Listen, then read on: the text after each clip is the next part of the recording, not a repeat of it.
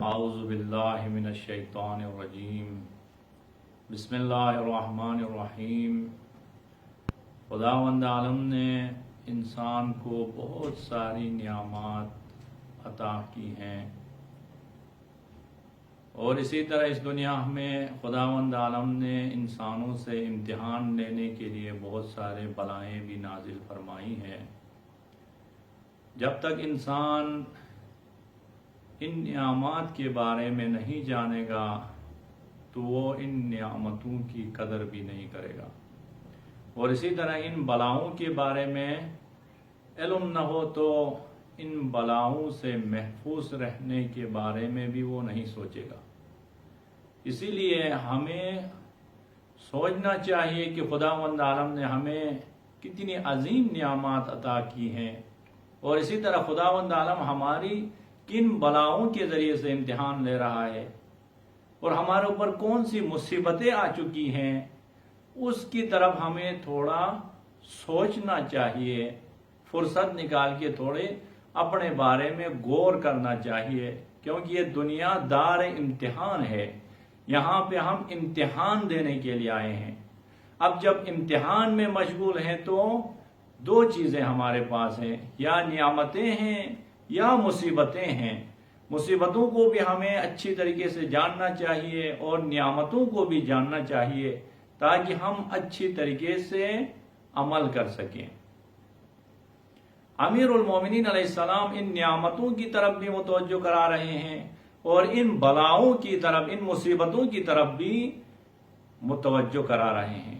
نہج البلاغہ میں مولا فرماتے ہیں کہ وَإِنَّ مِنَ الْبَلَاءِ الْفَاقَةَ، مصیبتوں میں سے ایک مصیبت جو ہے وہ فقر ہے، تنگ دستی ہے، جس کو ہم بھی درک کر رہے ہیں۔ معاشرے میں فقر کو کوئی بھی پسند نہیں کرتا ہے، تنگ دستی کو کوئی بھی پسند نہیں کر رہا ہے۔ اسی لیے مولا ایک دوسری حدیث میں فرماتے ہیں کہ الفقر موت الاکبر، تنگ دستی، فقر، ناداری جو ہے وہ بڑی موت ہے، کہ انسان اس تنگ دستی کی وجہ سے روزانہ مرتا ہے۔ کسی کے سامنے ہاتھ پھیلاتا ہے تو گویا وہ مر جاتا ہے۔ اتنی بڑی بلا ہے فقر و تنگ دستی کہ یہ موت اکبر سے تشبیہ ہوئی ہے۔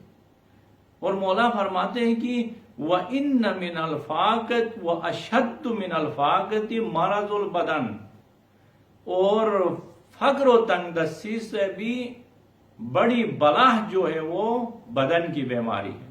انسان کسی مرض میں مبتلا ہو جائے تو فقر سے بھی زیادہ امتحان میں ہے، سختی میں ہے، زیادہ بڑی مصیبت میں ہے۔ وَأَشَدُّ مِن مَرَضِ الْبَدَنِ مَرَضُ الْقَلْبِ، اور بدن کی بیماری سے بھی زیادہ بڑی مصیبت جو ہے وہ دل کی بیماری ہے۔ اگر کوئی دل کی بیماری میں مبتلا ہو چکا ہے تو وہ فقر و تنگ دستی سے بھی بڑی بیماری میں مبتلا ہے، اور وہ بدن کی بیماری سے بھی بڑی مصیبت میں مبتلا ہے۔ اب ہم اس معاشرے میں زندگی کر رہے ہیں، یہاں ہم سمجھتے ہیں کہ فقر و تنگ دستی بہت بڑی مصیبت ہے، بہت بڑی امتحان ہے۔ بیماری جو بدن کی بیماری ہے اس کو بھی ہم درک کرتے ہیں، وہ بھی ہم مصیبت سمجھتے ہیں، لیکن اس سے جو بڑی مصیبت ہے، عظیم مصیبت جو دل کی بیماری ہے، اس کو ہم بیماری ہی نہیں سمجھتے۔ حالانکہ مولا فرماتے ہیں کہ سب سے بڑی مصیبت دل کی بیماری ہے، فقر و تنگ دستی سے بھی بڑی مصیبت ہے دل کی بیماری۔ اگر کوئی شخص دل کی بیماری میں مبتلا ہو جائے تو بہت ہی سخت مرحلے سے وہ گزر رہا ہے، اس کو چاہیے کہ فوراً اپنا علاج کرائے۔ اور اسی طرح امیر المومنین علیہ السلام اس مبارک حدیث میں اب نعمتوں کے بارے میں بیان کر رہا ہے کہ الا وان من النعم سعۃ المال، خداوند عالم کی نعمتوں میں سے ایک نعمت مال میں اضافہ ہونا، انسان کے پاس مال، جائیداد، اولاد کا زیادہ ہونا، یہ خداوند عالم کی نعمتوں میں سے ایک نعمت ہے۔ وَأَفْضَلُ مِنْ سَعَةِ الْمَالِ صِحَةُ الْبَدَنِ، اور مال میں زیادہ ہونا یہ نعمت ہے، اس سے بھی بڑی نعمت جو ہے وہ انسان کے بدن صحیح و سالم ہو، انسان کے اندر کوئی بیماری نہ ہو تو یہ مال کے زیادتی سے بھی زیادہ افضل نعمت ہے، اس کو بھی انسان درک کرتا ہے۔ صحت ہو تو سب کچھ کر سکتا ہے انسان، اور اس سے بالاتر جو نعمت ہے مولا فرماتے ہیں کہ وَأَفْضَلُ مِنْ صِحَّةِ الْبَدَنِ تَقْوَى الْقَلْبِ، بدن کی صحت سے بھی عظیم ترین نعمت جو ہے وہ دل کا سالم ہونا، دل کا متقی ہونا ہے۔ اس کو ہم درک نہیں کر سکتے، اس کو ہم حیثیت نہیں دے رہے ہیں کہ ہمارا دل سالم ہے تو مال و جائیداد سے بڑھ کے ہے، صحت جو ظاہری ہے اس سے بڑھ کے نعمت ہمارے پاس موجود ہے۔ بس افضل ترین نعمت جو ہے وہ سالم دل ہونا ہے، دل کا سالم ہونا افضل ترین عبادت ہے، اور سب سے بڑی مصیبت دل کا مریض ہونا ہے۔ اب آئیں مومنین، واقعاً ہمارا دل جو ہے وہ مریض تو نہیں ہو چکا ہے۔ اگر دل مریض ہے ہمارا تو ہم سب سے بڑی مصیبت میں مبتلا ہیں۔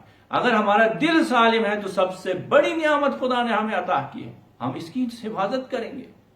اور خداوند عالم نے قرآن کریم میں دل کے متعلق بہت زیادہ آیات بیان کی ہے۔ بیمار دل کے بارے میں بیان کیا ہے، سخت دل کے بارے میں بیان کیا ہے، اندھے دل کے بارے میں بیان کیا ہے، متکبر دل کے بارے میں بیان کیا ہے، دل کی قسمیں بیان کی مولا قرآن کریم میں کہ انسان کا یہ دل مختلف اوقات میں تاثیر پذیر ہو کے وہ مختلف شکل اختیار کرتا ہے۔ کبھی یہ دل بیمار ہوتا ہے، کبھی یہ دل اندھا ہوتا ہے، کبھی یہ دل جو ہے وہ سخت ہو کے پتھر سے بھی بدتر ہوتا ہے، کبھی یہ دل جو ہے وہ سالم ہوتا ہے، کبھی یہ دل جو ہے وہ خاشع ہوتا ہے۔ اب کب یہ دل بیمار ہوتا ہے؟ گناہ کی وجہ سے یہ دل جو ہے وہ بیمار ہو جاتا ہے۔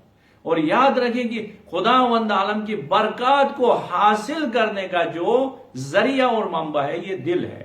اسی لیے خداوند عالم قرآن کریم میں ارشاد فرما رہے ہیں کہ پیغمبر خدا نے اس قرآن کو دل کے ذریعے سے حاصل کیا۔ نزل به الروح الامین علی قلبک لتکون من المنذرین، اے حبیب اس قرآن کو روح الامین نے نازل کیا علی قلبک، آپ کے دل میں، تاکہ آپ ڈرانے والوں میں سے ہو جاؤ گے۔ دیکھیے دل کے اندر وہ صلاحیت ہے کہ قرآن عظیم کو قبول کرے، قرآن عظیم کو درک کرے۔ اگر انسان کا دل بیمار ہو جائے، دل اندھا ہو جائے تو وہ خدا کی رحمتوں کو درک نہیں کر سکتا ہے، خدا کی ہدایت کو حاصل نہیں کر سکتا ہے۔ اسی لیے امیر المومنین السلام فرماتے ہیں کہ دل کی بیماری سب سے بڑی مصیبت ہے۔ اور دل کا مریض کون ہے؟ قرآن کی نگاہ میں آئے ہم جس طرح لیبارٹری میں ٹیسٹ کراتے ہیں کہ میرا دل سالم ہے یا نہیں، میرا بدن سالم ہے یا نہیں، اب روح سالم ہے یا نہیں، جو حقیقت انسان جو دل ہے وہ سالم ہے یا نہیں، ہم قرآن سے ٹیسٹ کرائیں، قرآن سے ہم درک کریں تو قرآن بتا رہا ہے کہ جو منافق ہے اس کا دل بیمار ہے، زبان اور عمل میں فرق ہے، اس کا دل بیمار ہے، اس کو فوراً علاج کرانا ہے۔ خداوند عالم سورہ مبارک بقرہ کی ابتدا میں ہی فرماتا ہے کہ فی قلوبہم مرض فزادہم اللہ مرضا، ان کی دلوں میں بیماری ہے اور خدا نے ان کی بیماری کو مزید اضافہ کیا۔ یہ کون لوگ ہیں؟ یہ منافق لوگ ہیں، ان کی زبان اور عمل جو ہے وہ جدا ہے۔ اور اسی طرح کون لوگ مریض ہیں دل کے؟ سورہ مبارک احزاب میں خداوند عالم ارشاد فرما رہا ہے کہ یا نساء النبی لستن کاحد من النساء ان اتقیتن فلا تخضعن بالقول فیطمع الذی فی قلبہ مرض، اے نبی کی بیویاں آپ عام خواتین کی طرح نہیں ہیں، آپ کا مقام بہت بلند ہے اگر آپ تقوی اختیار کرو گے تو۔ اور اگر کوئی آپ کے پاس آئے دروازے پہ آگے کوئی کام سے کسی چیز کے بارے میں پوچھنے کے لیے دروازے پہ آئے تو اے ازواج مطہرات آپ دھیمی الفاظ میں، دھیمی آواز میں بات نہ کریں ان کے ساتھ۔ اگر آپ نرم لہجے میں بات کرو گے تو فَيَطْمَعَ الَّذِي فِي قَلْبِهِ مرض، وہ لوگ جن کا دل بیمار ہے وہ آپ کی طرف طمع کی نگاہ سے دیکھیں گے۔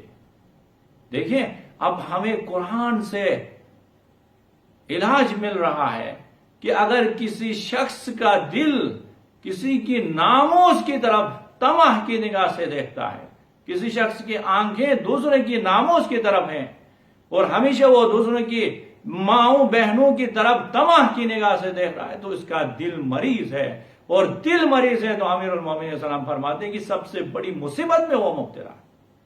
آپ خیال نہیں کریں کہ کسی خاتون کی طرف دیکھ رہا ہوں تو میں کچھ مزہ لے رہا ہوں، نہیں، یہ آپ کے دل کی بیماری کو بتا رہا۔ اگر دل بیمار ہے تو خدا کی رحمتوں سے آپ دور ہیں، خدا کی برکات کو آپ درک نہیں کر سکتے۔ آئیں اس دل کی حفاظت کریں، اگر دل مریض ہے تو اب وقت ہے اس کا علاج کریں۔ ایسا نہیں کہ اسی دل کے ساتھ ہم اگر خداوند عالم کی درگاہ میں پہنچیں گے اس مریض دل کے ساتھ تو ہم خسرت دنیا والآخرہ ہوں گے، ہم دنیا میں بھی خسارت میں اور آخرت میں بھی خسارت میں، کیونکہ خداوند عالم نے وعدہ دیا ہے کہ آخرت میں صرف ایک گروہ فلاح یافتہ کامیاب ہے۔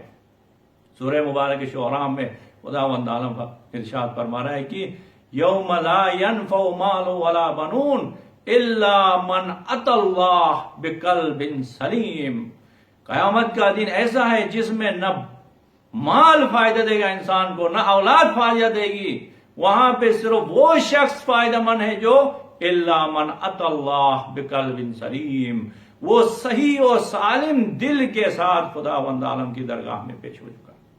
اگر اس نے اس دل کی حفاظت کی ہے اور دل کی حفاظت کر کے صحیح اور سالم دل کے ساتھ خداوند عالم کی درگاہ میں پیش ہوا ہے تو وہ فلاح یافتہ، وہ کامیاب ہے، وہ رستگار ہے۔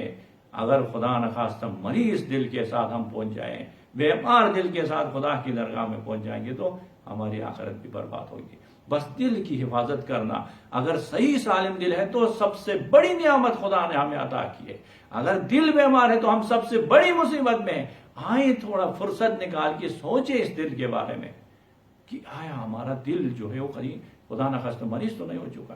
اگر مریض ہوا ہے تو پھر میٹھی جو چیزیں ہیں، اگر انسان کے بدن میں بھی اس طرح ہوتا ہے کہ میٹھی چیزیں ہمارے لیے کھٹی نظر آتی ہیں، اسی طرح اچھی جو عبادات ہیں، لذتیں خدا کی طرف سے، وہ ہمارے لیے ناپسند ہوتے ہیں۔ کس وجہ سے؟ ہمارا دل مریض ہے، ان کو درک نہیں کر سکتے۔ خداوند عالم ہم سب کو اس دل کی حفاظت کرتے ہوئے سالم دل کے ساتھ خداوند عالم کی درگاہ میں پیش ہونے کی توفیق نصیب فرمائے۔